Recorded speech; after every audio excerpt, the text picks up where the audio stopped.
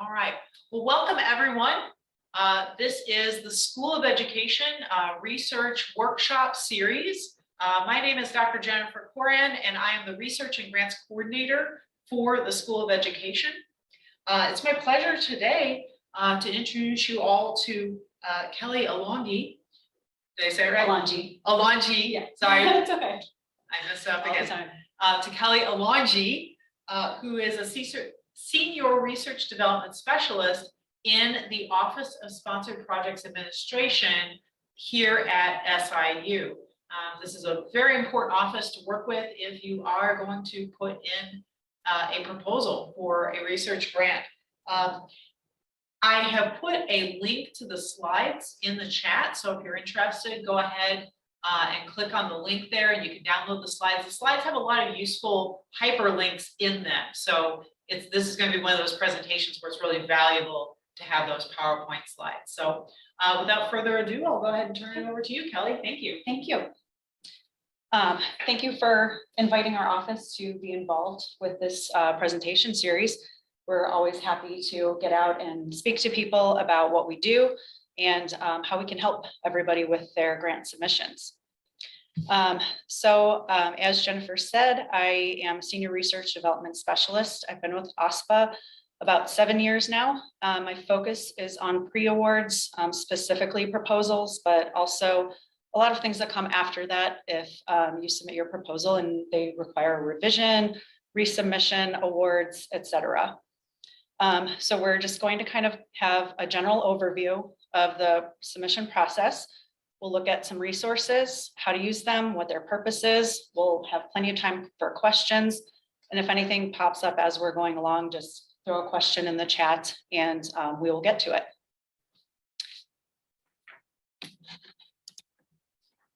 So the first thing is you found your funding opportunity.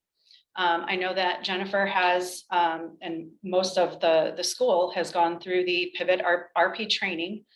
That is our kind of funding opportunity database.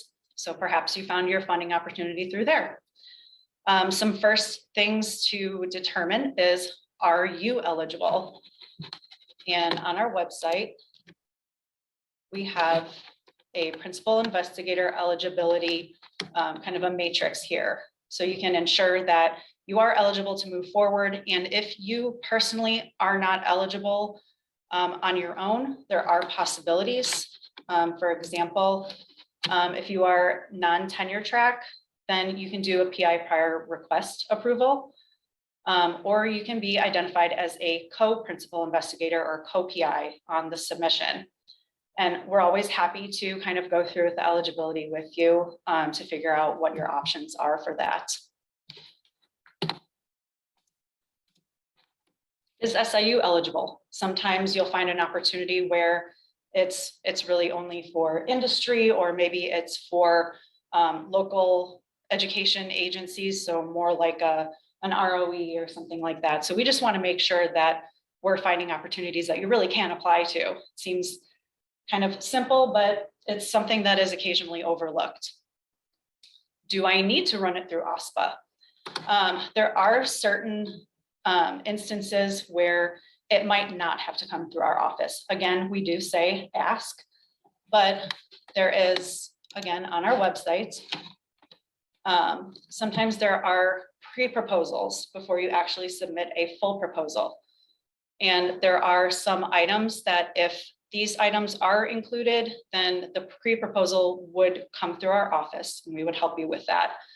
If there's a detailed budget, if we're committing the university to anything at the time of pre-proposal submission. So these items are listed here on the website, so you can always refer back to this.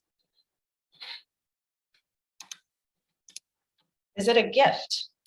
A gift would be an instance where it's just maybe a funder just wants to hand you a check. They say, I don't really care what it's for. I just want to support your work and what you're doing. You don't have to give me anything back in return. We can definitely walk you through that as well. But for our purposes, sponsored projects are externally funded research, instruction, training, service, other activities where there's a formal written agreement, for example, a grant, a cooperative agreement, a contract. So we enter into that contract between SIU and the sponsor. And it's going to be a transaction of some type. So they are giving you the funding and we are going to give them something back, whether it's their research results, you're going to give them a report, something of that nature. And Kelly, before you go on, just to Yes. clarify, the default is if you are applying for any of those things, if you're not familiar, if you're applying for anything like that, where we're promising to perform something, to complete a project for an agency that's outside of SIU, it has to go through your Yes. office. Because you started with the exceptions, but the Yes. default is it must go through your office. Yes, that is the default. Thank you for pointing that out. And again, we just say, ask. If there's any uncertainty, do I have to go through OSPA with this? Please ask. We are happy to answer questions. We're happy to go through it with you. So our general overview, we have a bunch of resources and information that you can find on our website. What you want to go to find is the pre-award link. And this is just our whole repository of information regarding proposals. We have everything here and we will be visiting many of these resources through the presentation, but this is where you can find the whole overview. This overview is kind of a timeline. And I would like to kind of just say that though it does look linear, the proposal process is more of a cycle. So yes, you're doing your budget and you're preparing your proposal documents, but they'll be reviewed and we'll go back and we might revisit them and do some revisions. And, you know, we just kind of cycle around with it.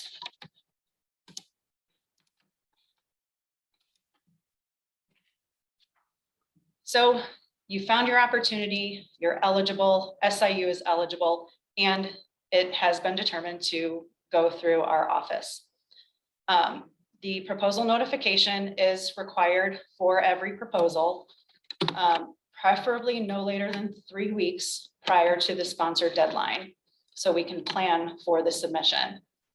The proposal notification, again, is on our website, and it just has some general information about you, about the opportunity, when's the deadline, is there a link to the RFP?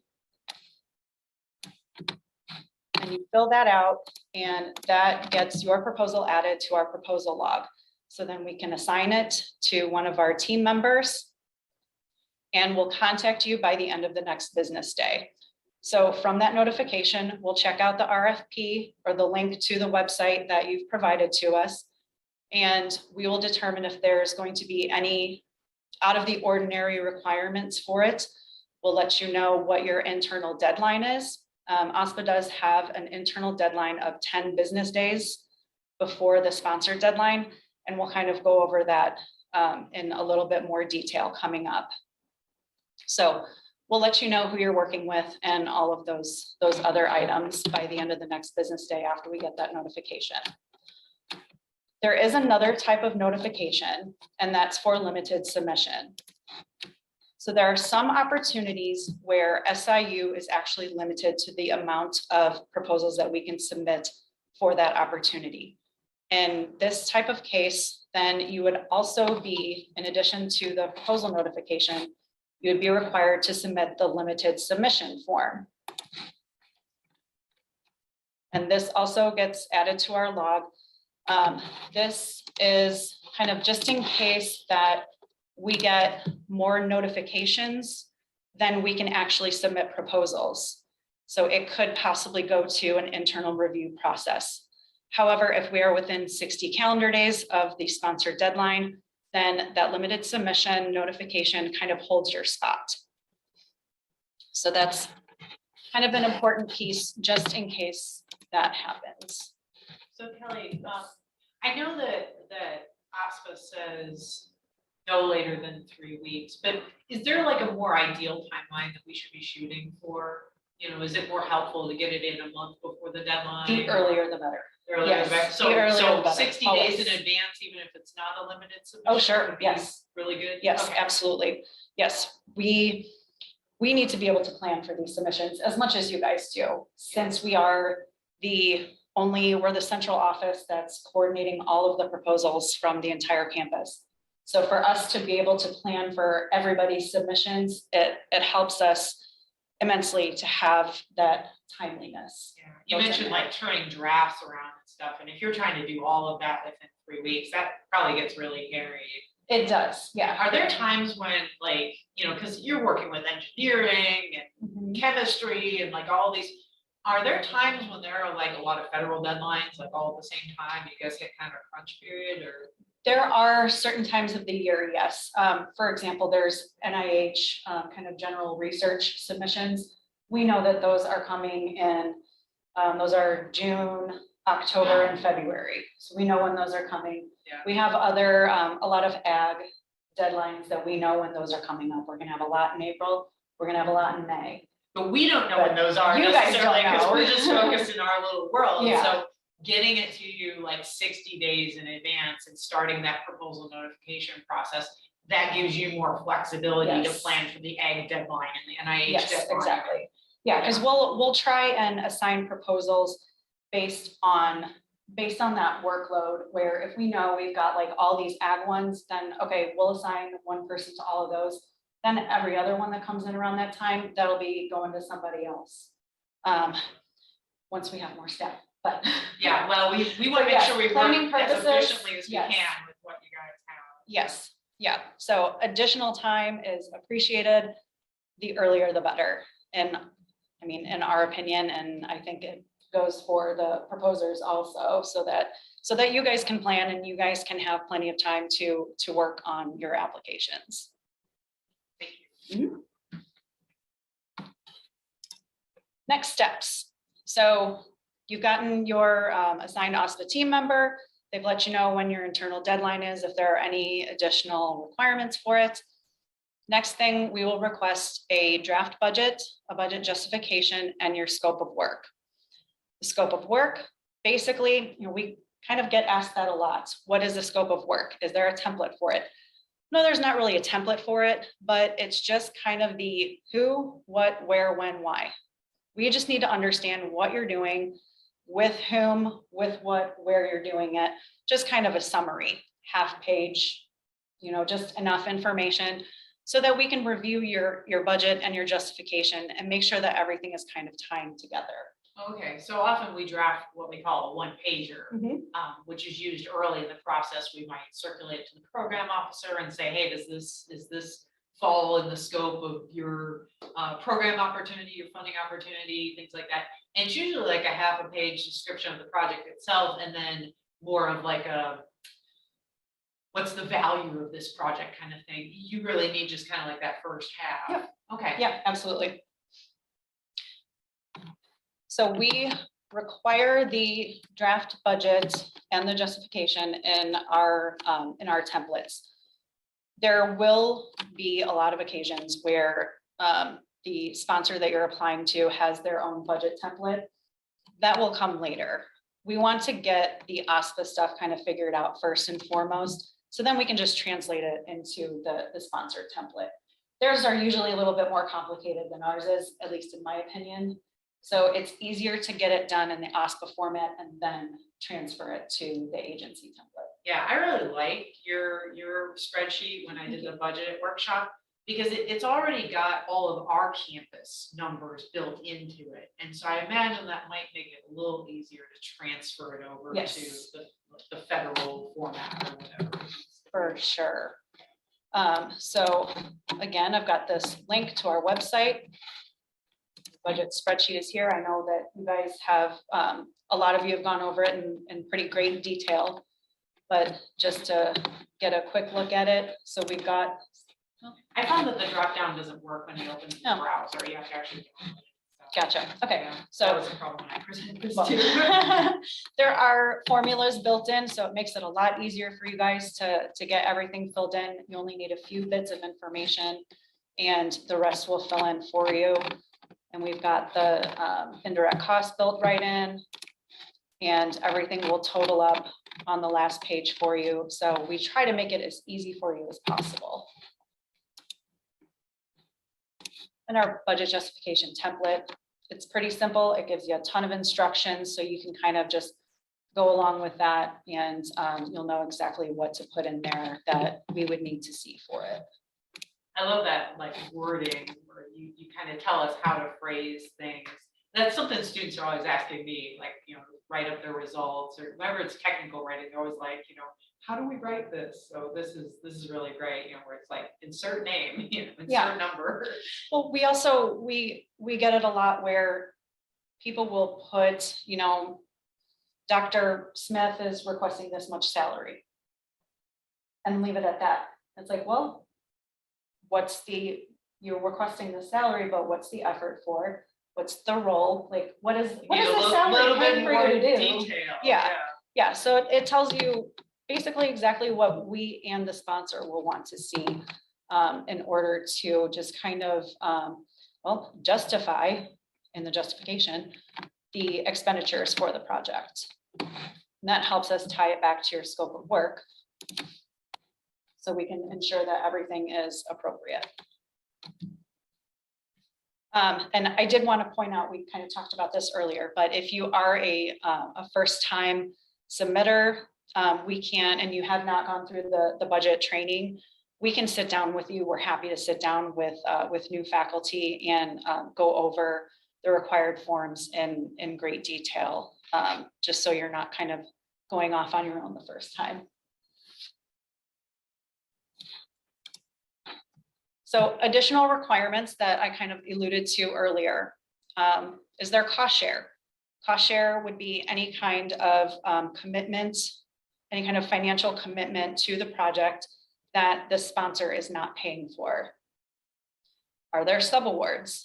If you're partnering with another university who will be performing a part of the scope of work, are there reduced indirect costs? Sometimes sponsors will have a limitation on the recovery of indirect costs. Maybe they'll only allow 10% of the total funds, whereas it might have been a 47.5% rate. That's our federally negotiated rate for on-campus research.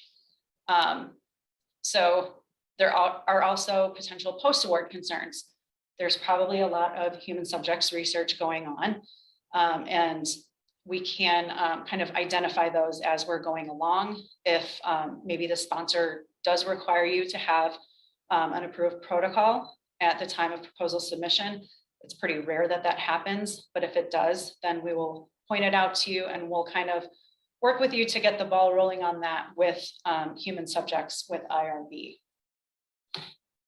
So we have a bunch of links that we can visit so that you guys can kind of refer back to these things if you need a little bit more information about it. If you are including cost share, there are certain instances where you're going to need to complete an additional form. If it's required by the sponsor that you include some level of cost share, and you're only going to include effort, your protected research appointment, then we might not need the additional form. But if you're going to be requesting, say, a piece of equipment, then that becomes a different situation, and we would want to have the cost share commitment form, which is down here. And that would have to be completed, and we would have to have some information about who's committing that cash to the project, where it's coming from, and we would have to have approvals on that form. For subawards, there's sometimes a lot of confusion about whether the collaborator would be included as a subrecipient or a vendor. A subrecipient is going to be performing part of the scope of work. They're going to be a major partner. You basically, you selected them for a reason. They're experts. They're going to be, as I said, performing a portion of the scope of work, responsible for compliance. Or it might be a vendor. Maybe they're just providing some sort of a service to the project. They provide this service to many different customers. They provide a service that's kind of ancillary to the operation of your project. Then that might be considered a vendor, and there are different requirements. And there's some information about what we would require with SIU as the lead and having a subaward on the project, or if you're going to be a subaward on a project. There would be some different requirements for those two situations. And of course, when we're working with you, we will let you know all of these requirements as we're going along ahead of time so that you can have everything completed in a timely manner.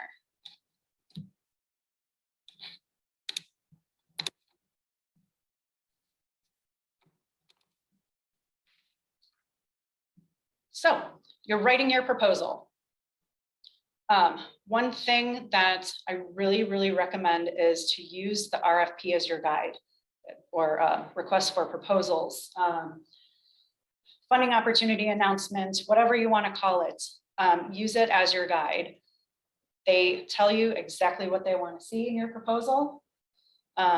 They will typically 9 times out of 10 have review criteria. So that's something that you should be having either right next to you as you're writing your proposal, or it should be in the back of your head the whole time. It's like teaching to the test. You're writing the proposal using the review criteria as your key. Also, you need to ensure that your objectives and your budget are in alignment. Everything has to be able to be tied back together so you can find a budget item and know why it's been included. An example, you were talking about studying diversity in education. You know, maybe that is one of your objectives, but you've got a boat in your budget. I know it's a very out there kind of example, but how are you going to tie back that boat to an objective of examining diversity in education? It's just not going to happen. So then that would be an inappropriate expenditure, and we would probably say you probably need to take that out of your budget. Well, I mean, what's obvious to you as the person who's, you know, dreaming up the project isn't necessarily obvious to the person who's reading it off the paper.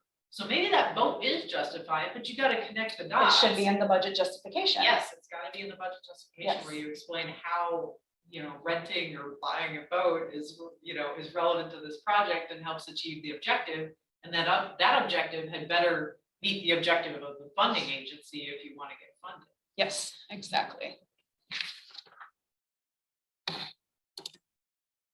The proposal checklist. This is required for all proposals. It's basically a summary of your project. It's got your title, it's got your dates, your budget information, all of your personnel on it, and it has some compliance information on it. This is essential to fill out properly and honestly and openly, so that we can determine if there are any concerns right away at the proposal stage, so that maybe if we need to, we can get anything taken care of kind of ahead of time. Yeah, I would say on this section, if you're not sure, ask. Don't just Absolutely. click no, ask. Yes, for sure. So aside from kind of the summary of your project, we also have our signature sections. So basically you're attesting that everything in the proposal is true and accurate. All of these things up there that you should be reading prior to signing. We have a fiscal officer signature. I'm not quite sure how different schools and colleges have different folks as the fiscal officer. Sometimes it's a business manager, sometimes it's the PI. It just kind of varies from school and college. Yeah, and we might still be working that out since we have gone through reorganization very True. recently. Other required signatures, well, I guess it would just be the dean Yes. Yes, we have a structure where we have a dean who is the director of the school. Yes. So Okay. that can confuse a lot of people Yes. in this regarding the School of Education. So basically, these signatures are showing review and approval by all of the appropriate parties. They've looked at it, they've gone over the budget, they've read the proposal. It's all good with everybody involved. We do recommend that you have the proposal checklist completely filled out and signed by all of the appropriate parties by 2 business days prior to the sponsored deadline. We do still need to obtain final approval on the checklist prior to submission of the application. Our director signs off on all proposals prior to submission.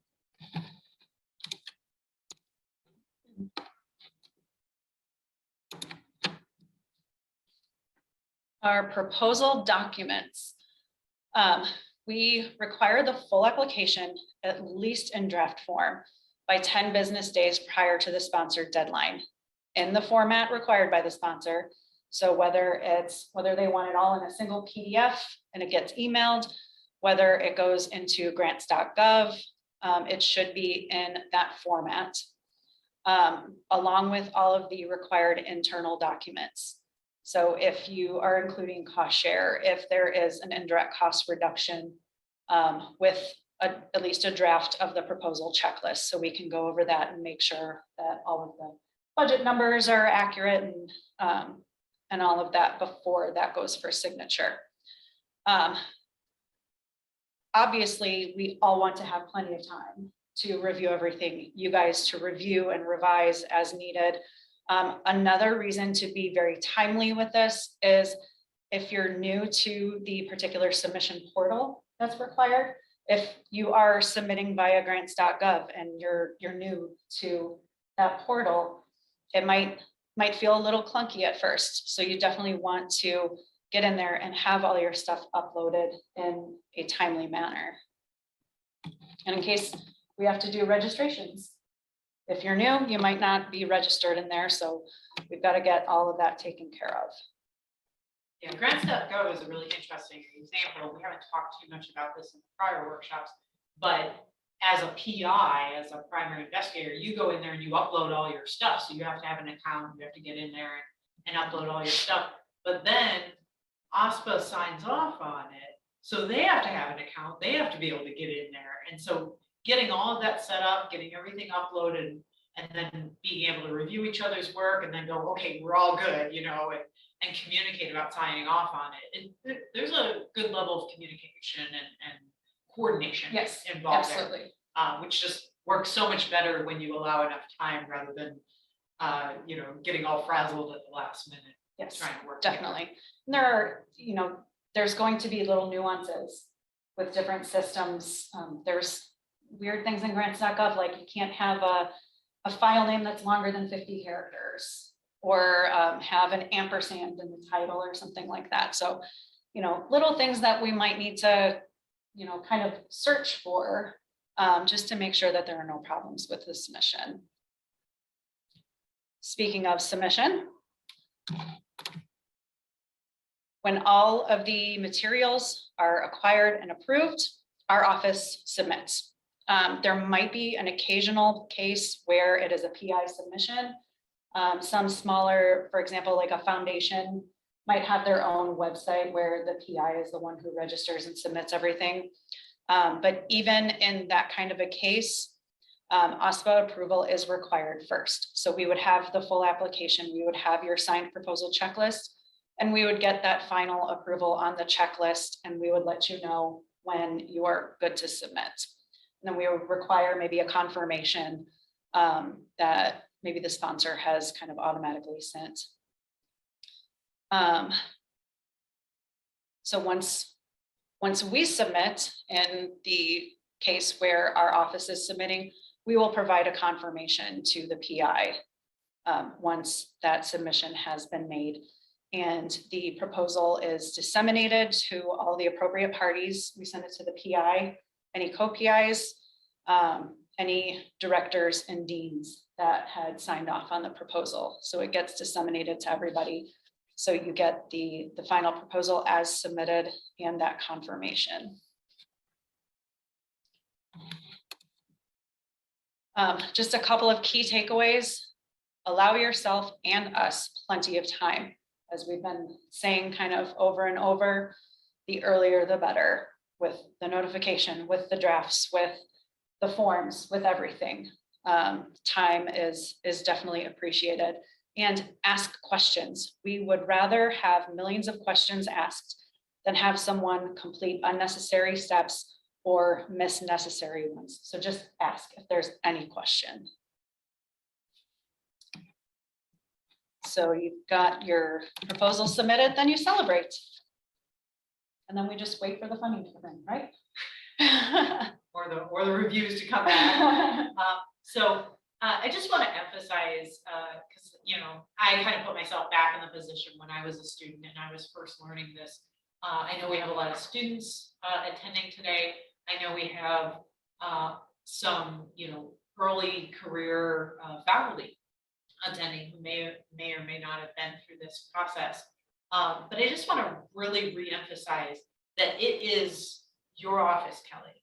It is the OSPA office on campus that actually submits your proposal. That's why I couldn't do a proposal submission workshop on my own. Notice, we've done all these other topics and talked you through drafting your budget and all this stuff. But I couldn't do the proposal submission workshop on my own because you are not going to be submitting the proposal on your own unless OSPA tells you, that it's okay to do that. So it's very important to understand that you do not act as an independent agent. And this is really different, I think, for students, especially because, if you're like me, you grew up applying for lots and lots of scholarships. I mean, that's how I got through school, right? By the time you get through grad school, you have applied for scholarships, right? You apply for scholarships, you go on the funder's website, and you fill in, you write the essay, you fill in whatever you need to fill in for the scholarship, and you just submit it. And it's not a big deal. If it gets funded, then you work with financial aid office, and get that arranged. But you don't have to actually work through the university in advance unless it is, a university scholarship. But if you're going out to a foundation, to an agency, you don't have to go through the university.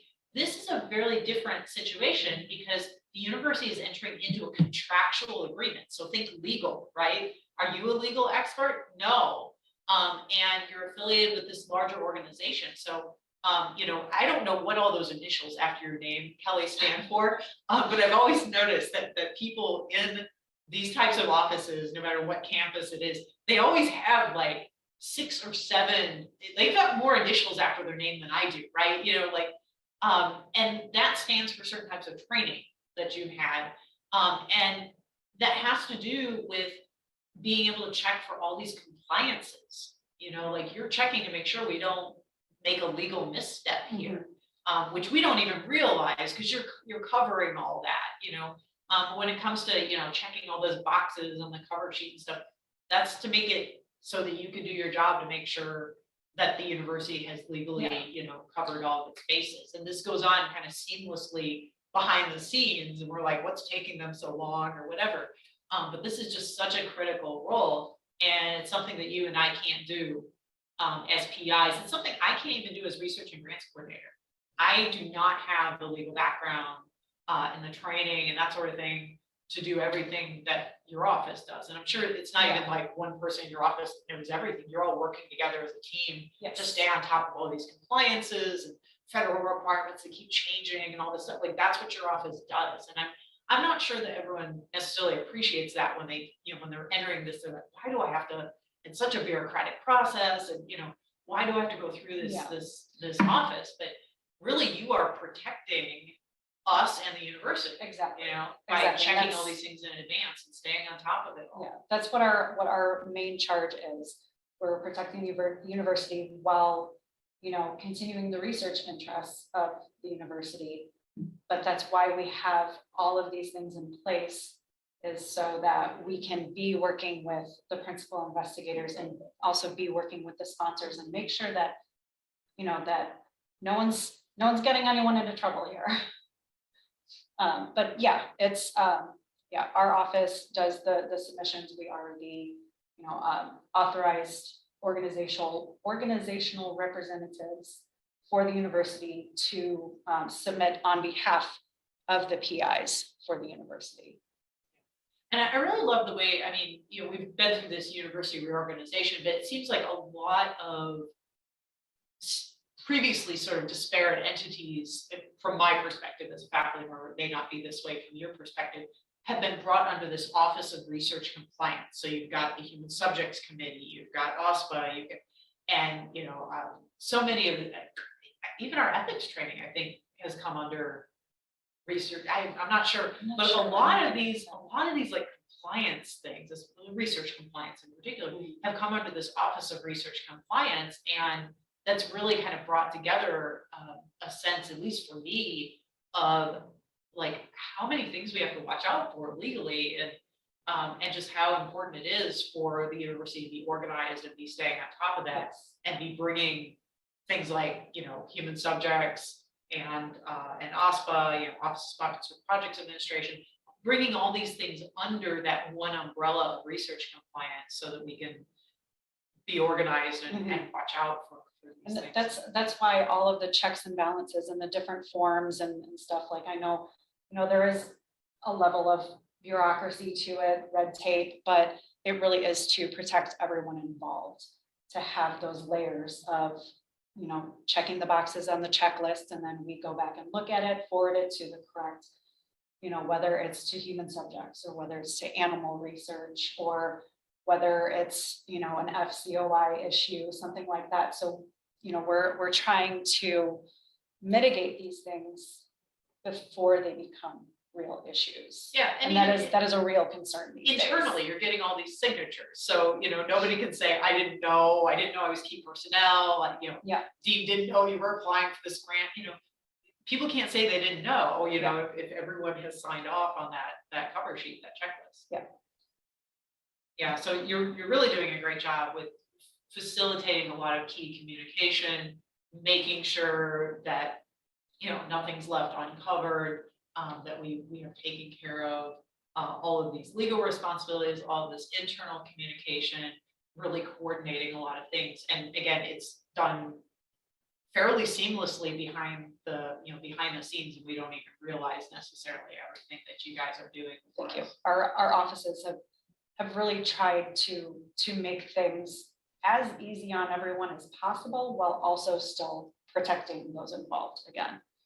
It can still be a mad dash, going around trying to collect all those signatures. I remember, back in the day, being a doctoral student, physically running the forms to each person who had to sign it, because that was my best shot, and then physically running them over to your office. Now it's electronic signatures, but you still have to take kind of the same level of care to kind of make sure you work with each person whose signature you need, and make sure you arrange for those signatures in advance.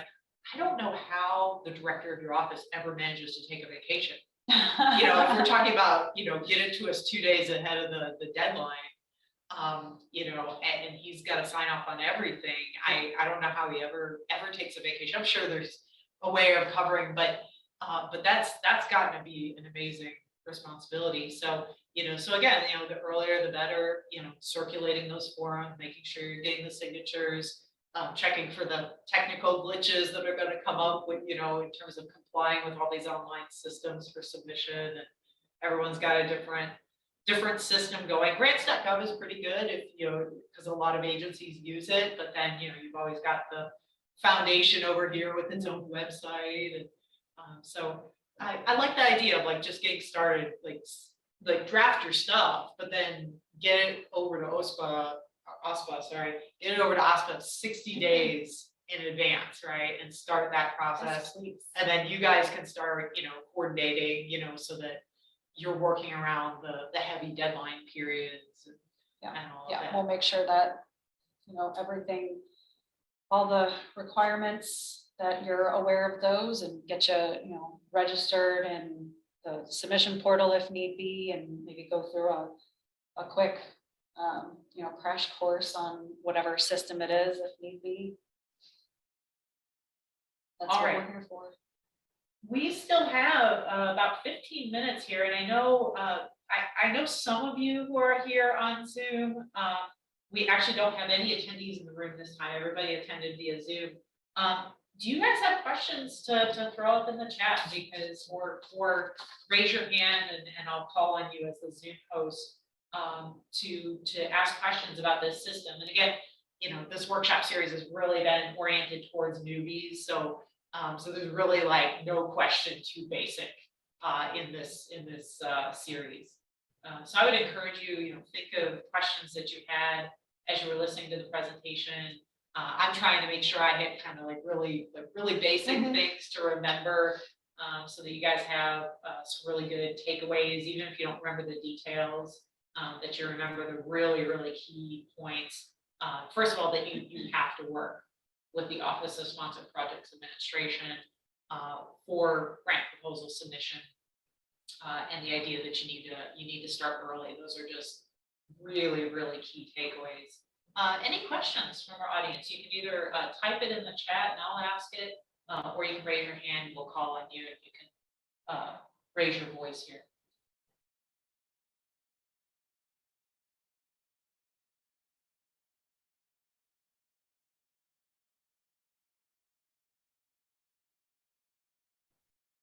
I think also that there are maybe a few of you in the audience who have been through this process before, maybe even just once or twice. Is there anything we missed? Anything you think is a key takeaway that we missed? Dr. McIntyre says, thank you for everything you do to assist us. Oh, yeah, well, thank you for that. If nothing else, you know, we just share our gratitude here because we know the work you do is important and we know you're understaffed, so it's constant pressure. We appreciate that. I'll just say I'm probably your latest person in training. And so thank you for being patient with me as I'm learning the ropes. That's Dr. Christine McIntyre. Oh, and hi. Dr. McIntyre, you were recently successful in bringing in a grant, from what I heard. I would say I was successfully supported by Ashley and Kelly in bringing in a few grants and working on some budgets, but they've had to do a lot of hand-holding to get me through the process. So I'm very grateful for their assistance in this. But yes. Thank you for your testimonial. So. Yes, thank you.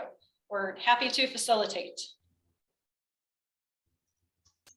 Young Joy also says thank you in the chat.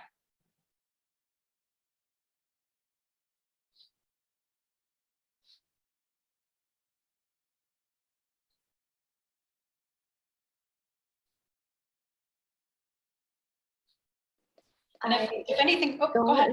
Oh, sorry, I don't have a question, but I just want to say thank you as well. I am a graduate student, so I probably have to go back and look through more in details, and I probably need a PI for myself as well since I'm a student. But it has been quite helpful in like all the basic things that I've never heard before. Well, good. Thank you for coming. Yeah, that was Jay Sheaf, who's one of our doctoral students. Very good to get some experience with this as a graduate student, you know, just to get some familiarity with the world of grants. Because, you know, even if you don't go into academia, there are plenty of nonprofits. I know a lot of folks coming out of my field end up going to work for nonprofits that then turn around and fund themselves through grants. So you know, you just never know. You go to work for a school district, there are grants from school districts, as you mentioned, local education agencies. So you just never know where you're going to end up, and where, you know, whether it's an agency that routinely applies for grants, or maybe even you're bringing this knowledge and skill set to an agency that maybe hasn't had a strong history of applying for grants, but really could benefit from it. You know, maybe you end up going to work for a school or a district, and you know, you realize, hey, you know, there's this funding opportunity for new playground equipment, or, you know, whatever it is. Knowing something about the process of applying for grants can be helpful for you in lots of places.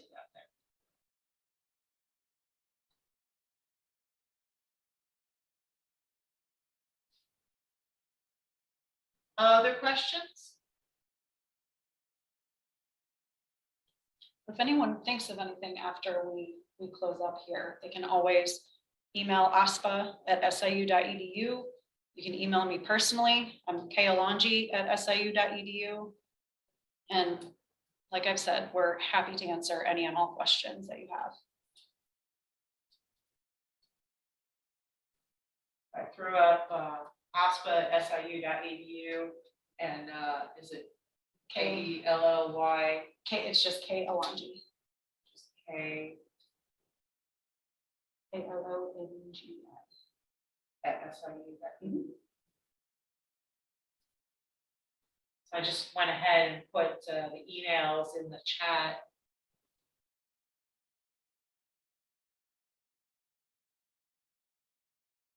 So thank you for the email.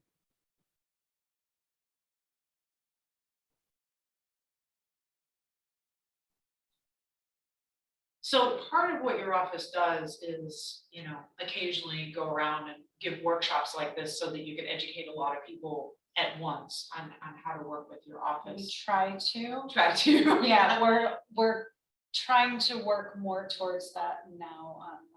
We're trying to work on building up our staff, which will allow us to get back out and go visit various schools and colleges across campus and do these kinds of things. Are there other topics that you think, you know, you routinely do a workshop on campus? Do you routinely do workshops on post-award management or We have not budget done specifically? that as far as I can recall. The one that I can think of that we do annually is our NSF career workshop. Oh, okay. It is open to folks in education. Oh, yeah, that we've had is- applicants. yeah.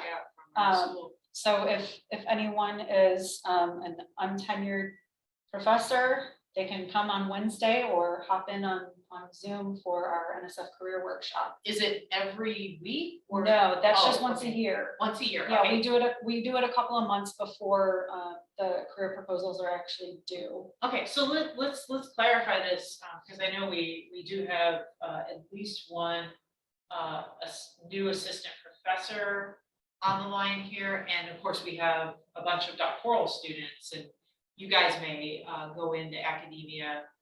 So the NSF Career Award is a particular funding opportunity, and it is oriented towards new tenure track faculty. And so you're going to put together, it's actually fairly sizable. It's like a 5-year award. And this is the kind of thing that can make your career if you get it. It is for additional training and additional support for your research, where it's really gonna, you know, you come out of your PhD at one level, right? And the career award, the idea is to take you to a whole nother level, where you're gonna really be able to impact students with your research. It's an extremely prestigious award, extremely competitive award to apply for. And so it's one of those things where if you think that you might like to apply for an NSF Career Award, you want to get familiar with that funding opportunity as soon as you can, as early as you can, and then obviously provide lots and lots of time to prepare it, you know, because if you're preparing a 5-year budget, you have to prepare a budget for all 5 of those years separately, as well as the grand total at the end. So it's probably one of the biggest, because a typical NSF award is like 3 years. So a career award is even bigger than applying for a normal NSF award. So that's why, and we would like to have those kinds of, you know, amazing transformative scholars on our campus. And so if we have new assistant professors, we want to get them in, get them trained on how to apply for this award. And it's the kind of thing where, because it is so competitive, you know, you may need to apply for it a few times. You know, you may need to try. So you want to kind of get it together your first year, or pull it together if you can, and then start getting feedback. That's the nice thing about federal awards is they always give you feedback, and then, you know, apply and apply again. So I put up the registration page Oh, so that's this Wednesday, when you were This saying come Wednesday, yeah. Wednesday, okay, you mean Yeah. this Wednesday, great. Yeah, we're trying to get it set up so that we can record it for those that cannot attend. But yes, please, if you would like to join us, please register. There's the registration link at the bottom. It's on our announcements page on our website. Fantastic, thank you for mentioning that, because I had forgotten about Thank you for that. bringing up other workshops. Yeah, I get the email every year, but I'm past that point in my career, so I don't pay Yeah. as much attention to it anymore.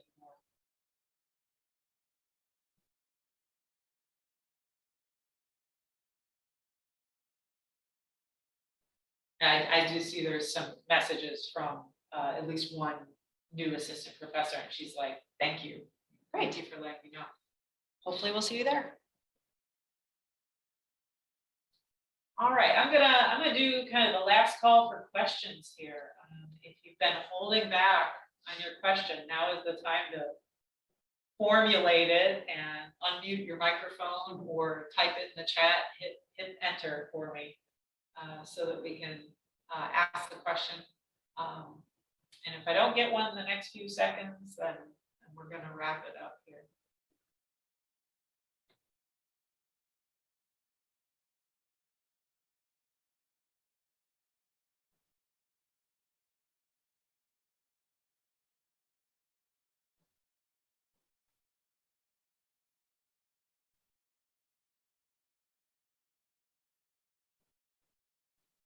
All right, well, I'm not seeing any activity, so we'll go ahead and wrap it up here.